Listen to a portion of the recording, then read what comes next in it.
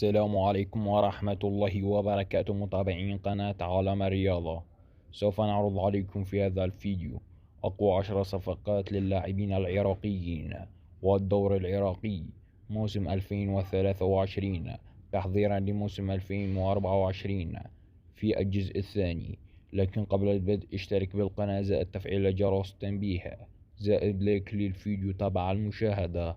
عزيزي المشاهد، أولى الصفقات عن لاعب المنتخب الأولمبي اللاعب منتظر محمد كنوش بانتقاله إلى نادي الاستقلال طهران الإيراني من ثم عارته إلى نادي مس رفسنجان بجوار اللاعب علي عدنان العراقي.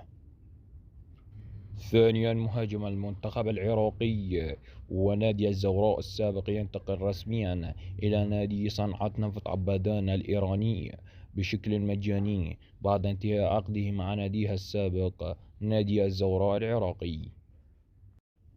ثالثا، المدافع العراقي علي كاظم إلى نادي مصر فسنجان قادما من نادي القوة الجوية العراقي، والآن يلعب هذا اللاعب المدافع مع زملائه اللاعب المنتخب العراقي علي عدنان ولاعب المنتخب الأولمبي منتظر محمد كنوش المعار من نادي استقلال طهران الإيراني. الرابعا، مهاجم المنتخب العراقي اللاعب علاء عباس إلى نادي نساجي قادما من نادي الزوراء العراقي بعد انتهاء عقده مع نادي الزوراء ليأتي بشكل مجاني إلى نادي نساجي الإيراني استعدادا للدور الإيراني وكأس إيران والدوري أبطال آسيا المقبل. خامسا، أعلن لاعب المنتخب العراقي اللاعب همام طارق عن عودته إلى صقور العراق إلى نادي القوة الجوية العراقي قادما من نادي معيذر القطري الناشط حاليا في الدوري الدرجة الأولى القطري بشكل مجاني إلى نادي القوة الجوية بعد نهاية عقده مع ناديها السابق.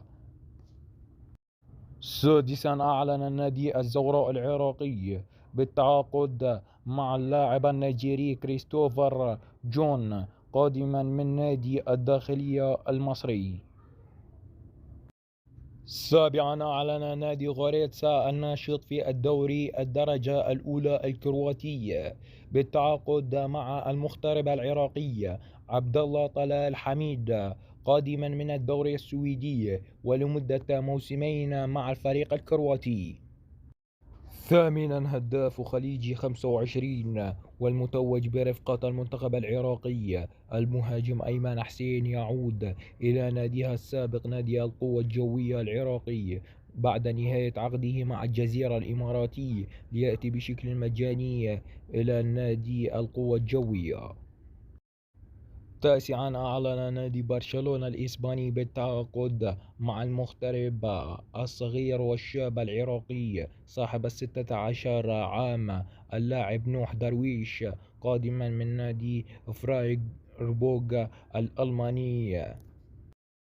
عاشرا وأخيرا، لاعب خط الوسط المنتخب العراقي اللاعب أمير العماري إلى نادي هالمستاد قادما من نادي غوتنبورغ السويدي ويوقع عقدا مع نادي هالمستاد لمدة موسم واحد لغاية 2024.